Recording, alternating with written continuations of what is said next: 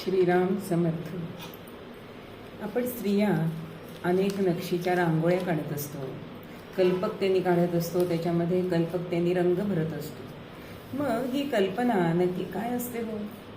कारण मुळामध्ये अनेक बुद्धीचे तरंग तरंग, मनामध्ये आपल्या अनेक कल्पनांचे तरंगच्या तरंग उमटत असतात. मग हे तरंग म्हणजे ते नक्षी, म्हणजे हल्लीच्या भाषेत बोलायचं तर डिझाईन, ही केवळ कल्पकता आहे का हो?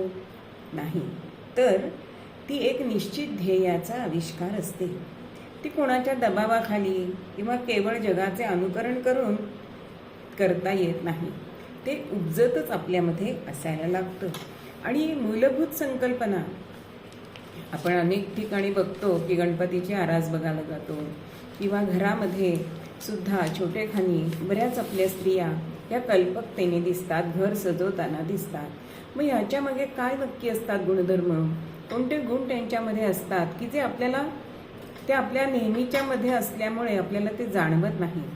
तर ह्या कल्पकतेच्या मागे म्हणजे नुसती कल्पकता असून चालत नाही, तर ती तिचा आविष्कार घडण्यासाठी 4 चतुसूत्री लागते. मग ती कुठली? तर एक आहे आपले हस्तकौशल्य, त्याच्यामध्ये असायला पाहिजे. दुसरं आहे मस्तक, मेंदूमध्ये ते चित्र त्या कलाकाराच्या आधीच तयार झालेलं असतं. त्याच्याशिवाय तुम्हाला मेहनत घ्यावी लागते, ते तुम्हाला प्रत्यक्षात उमटवायला लागतं, साकार करावं लागतं.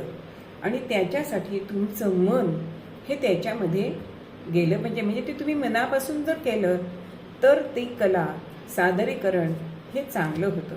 मग अगदी नाटकाचं नेपथ्य घ्या किंवा एखाद्या कलाकाराचं मेकअप घ्या. अहो, एखादा आंधळा आहे पण त्याला स्टेजवर दिसतंय, पण श्रोत्यांना दिसलं पाहिजे की तो आंधळा आहे. असा मेकअप करणं हे किती दुरापास्त आहे आणि किती कठीण आहे. पण त्या मेकअप मनच्या मनामध्ये ती कल्पना आधीच प्रत्यक्षात उमटलेली असते. आणि अशा ह्या कलाकारांना माझा सलाम.